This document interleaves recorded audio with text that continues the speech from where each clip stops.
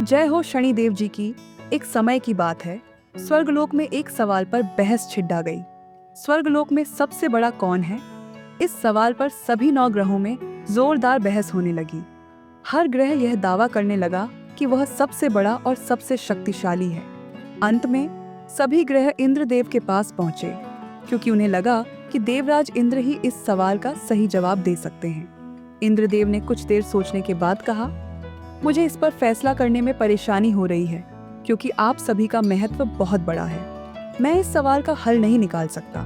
बेहतर होगा कि आप पृथ्वीलोक के राजा विक्रमादित्य से इसका उत्तर पूछें। ग्रहों ने यह सलाह मानी और राजा विक्रमादित्य के पास आ पहुंचे। राजा विक्रमादित्य को यह सवाल सुनकर थोड़ी चिंता हुई, क्योंकि उन्हें यह समझ में आ रहा था कि सभी ग्रह अपनी अपनी शक्ति में महान हैं और किसी एक को छोटा या बड़ा कहना उनके लिए मुश्किल था। तभी राजा को एक विचार आया। राजा विक्रमादित्य ने सोने, चांदी, तांबे, लोहे और अन्य धातुओं से 9 आसन बनवाए। उन्होंने सोने का आसन सबसे आगे और लोहे का आसन सबसे पीछे रखा। फिर राजा ने कहा, जो जिस आसन पर बैठेगा वही उसकी स्थिति को दर्शाएगा। जो पहले बैठेगा वह सबसे बड़ा और जो पीछे बैठेगा वह सबसे छोटा होगा। अब शनिदेव, जो पहले से ही थोड़ा नाराज थे, यह देखकर और भी चिढ़ गए। उन्हें सबसे पीछे लोहे का आसन दिया गया था। शनिदेव ने गुस्से में आकर कहा, हे राजन, तुमने मुझे सबसे पीछे बिठाकर मेरी महानता का अपमान किया है। क्या तुम नहीं जानते कि मेरी शक्ति कितनी बड़ी है? सूर्य और चंद्रमा एक एक महीने में बदलते हैं, लेकिन मैं किसी राशि में 2.5 साल से लेकर 7 साल तक रहता हूँ। तुमने देवताओं को मेरी शक्ति से पीड़ित होते देखा है, अब तुम भी इससे बच नहीं पाओगे। राजा विक्रमादित्य ने शांति से जवाब दिया, जो कुछ भी भाग्य में होगा वह देखा जाएगा। कुछ समय बाद राजा विक्रमादित्य पर शनिदेव की सारे साथी का प्रभाव शुरू हुआ। एक दिन शनिदेव ने घोड़े के व्यापारी का रूप धारण किया और विक्रमादित्य के नगर में बहुत सारे घोड़े लेकर आए।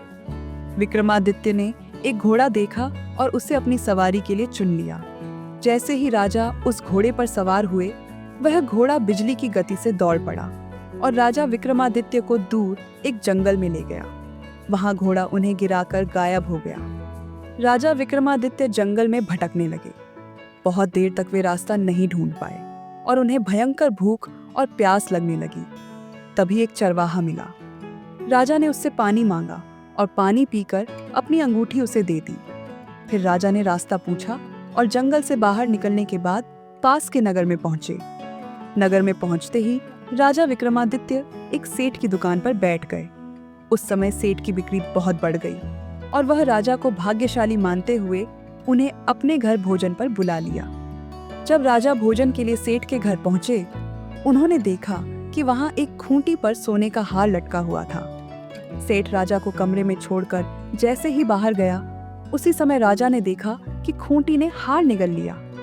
जब सेठ ने हार गायब देखा तो उसने चोरी का आरोप राजा पर लगाया और उन्हें राजा के पास ले जाने का आदेश दिया। राजा विक्रमादित्य ने बताया कि हार खूंटी ने निगल लिया था, लेकिन राजा ने गुस्से में आकर उनके हाथ पैर काटने का आदेश दे दिया।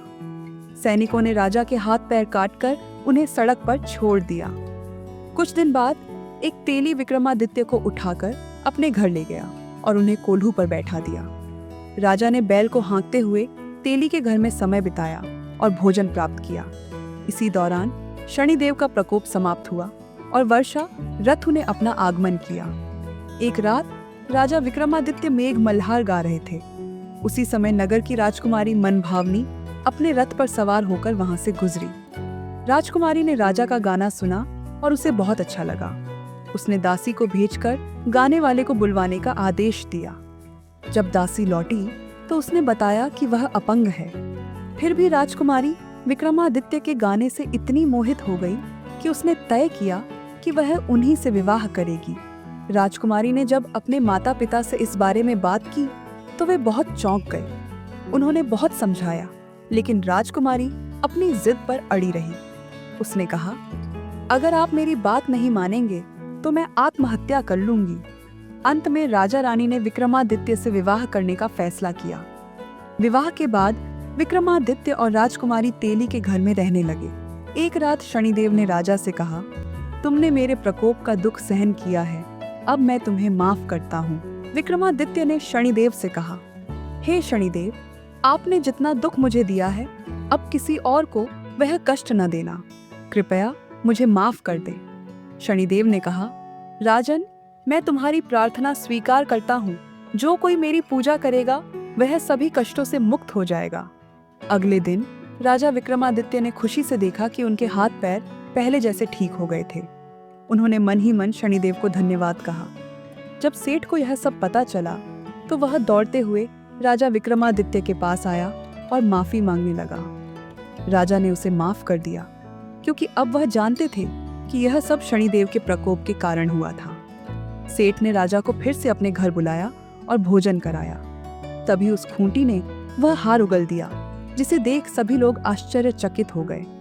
सेठ ने अपनी बेटी का विवाह विक्रमादित्य से कर दिया और उन्हें ढेर सारे आभूषण और धन देकर विदा किया। राजा विक्रमादित्य राजकुमारी मनभावनी और सेठ की बेटी के साथ नगर लौटे।